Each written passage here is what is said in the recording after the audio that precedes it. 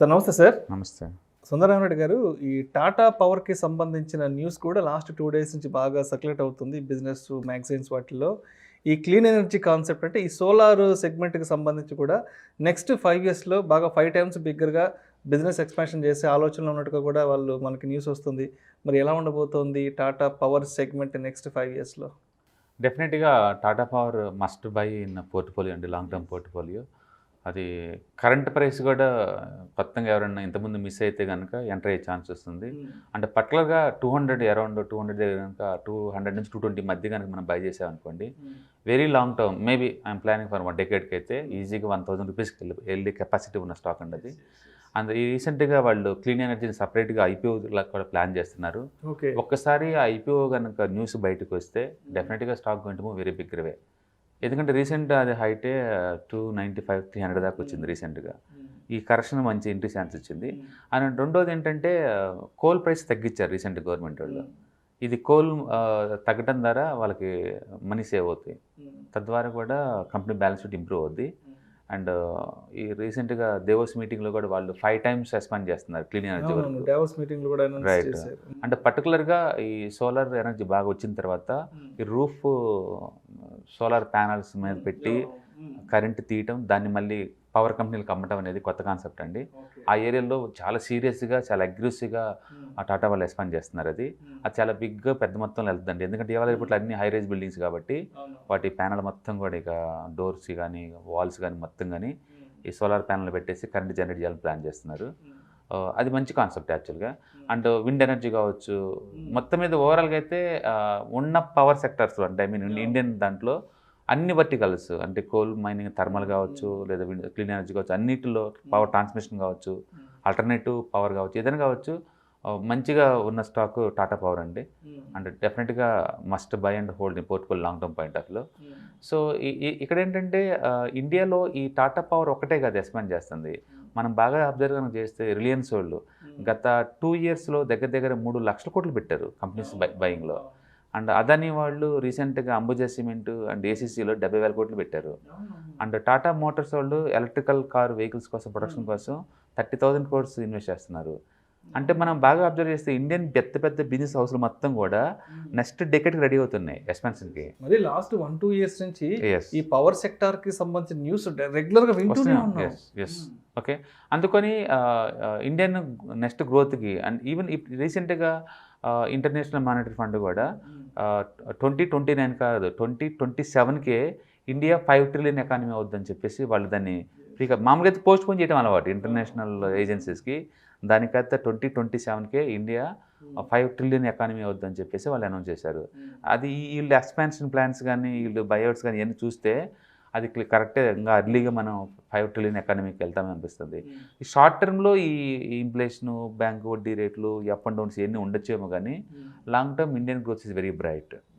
And డెఫినెట్గా ఈ companies going to create lot of wealth. And particular Tata power is very good అండి. Clean management. And Chandrashekhar వచ్చిన తర్వాత Tata group అన్నిటికీ లక్కీ అండి.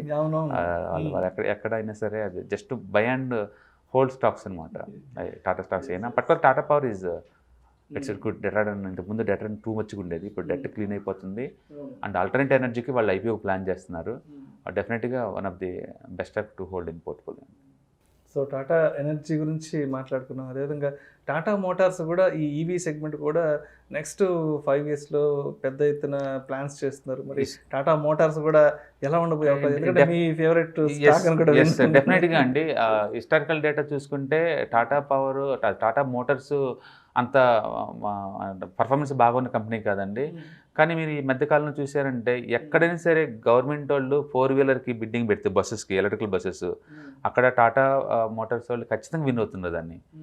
మనం బాగా అబ్జర్వ్ చేసాం. ఎంటైర్ యూరోప్ మొత్తం మీద ఎలక్ట్రికల్ బస్సెస్ ఉంది మొత్తం జస్ట్ 5,000 అండి. ఎంటైర్ యూరోప్ మొత్తం కలిపి కూడా. అది 2021లో. 2022లో ఇప్పుడు ఇండియాలో ఈచ్ సిటీలో 2000 ఉన్నాయండి. ముంబైలో 2000 బసెస్ రన్ అవుతున్నాయి, కేరళలో రన్ అవుతున్నాయి, హైదరాబాద్లోనే రఫ్గా 1000 బసెస్ రన్ అవుతున్నాయి, ఎలక్ట్రికల్ బసెస్. వీటన్నిటిలో ఎక్కువ మెయింటెనెన్స్ రన్ చేస్తుంది వాళ్ళు టాటా మోటార్స్ అండి. సో అందుకని ముందు రోజుల్లో డెఫినెట్గా వాళ్ళు పెద్ద ఎత్తున ఇండియాలో కాదు ఈయన అబ్రాడ్లో కూడా ఈవీ సెగ్మెంట్ బాగా ప్లాన్ చాలా అగ్రెసివ్ నెక్స్ట్ 5 years కల్లా వాళ్ళు హెవీగా 30,000 crores ఇన్వెస్ట్ చేస్తున్నారు ప్రొడక్షన్ కెపాసిటీ సాలక. సో వాళ్ళు 4 wheelers కావచ్చు, బస్సెస్ కావచ్చు, ట్రక్స్ కావచ్చు, ఆ ఏరియాలో మాత్రం వాళ్ళు చాలా అగ్రెసివ్గా వెళ్తున్నారు. డెఫినెట్గా మంచి కంపెనీ అవుతుంది. ఇప్పుడు దాకా డెటాడన్ కంపెనీ అది, అండ్ ఫ్యూచర్లో కంప్లీట్గా డెట్ ఫ్రీ కంపెనీ అవుతుంది వితిన్ 2-3 yearsకే. అంటే ఖచ్చితంగా వన్ ఆఫ్ ది విన్నర్ అవుతుంది. అందులో మనం బాగా అబ్జర్వ్ చేస్తే లాస్ట్ 5 years నుంచి ఆటోమొబైల్ సెక్టర్ చాలా రఫ్ ఫేజ్ తట్టుకొని బయటకొచ్చిందండి. బట్ నాకు తెలిసి 2023 belongs to finance and automobile అండి. మారుతి కావచ్చు, లేకపోతే హీరో హోండా కావచ్చు, టాటా మోటార్స్ కావచ్చు, going to perform excellent. M&M కావచ్చు, చార్ట్లు చూసినా వాటి లాస్ట్ 5 years పర్ఫార్మెన్స్ చూసినా సరే అది పెద్ద ఎత్తున మూమెంట్కి రెడీ అవుతున్నాయండి. డెఫినెట్గా ఫినాన్స్ అండ్ ఆటోమొబైల్స్ మనం బెట్గా ఇచ్చు 2023 బిలాంగ్స్ టు. టెక్నాలజీ ఒక్కటే కొంచెం డల్ అయింది, అది because of the world wide sold out అవుతున్నాయి కాబట్టి అన్నీ. బట్ ఫినాన్స్ అండ్ ఆటోమొబైల్స్ మాత్రం going to rock 2023లో.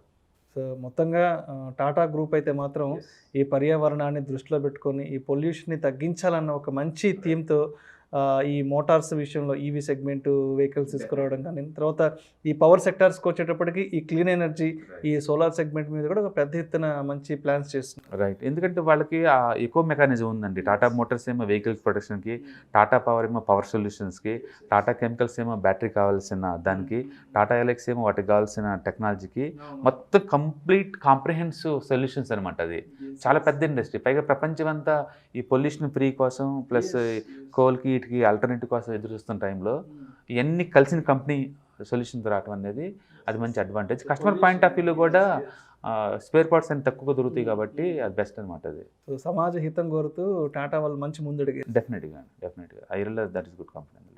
Thank you sir, thank you so much Sundara Reddy గారు.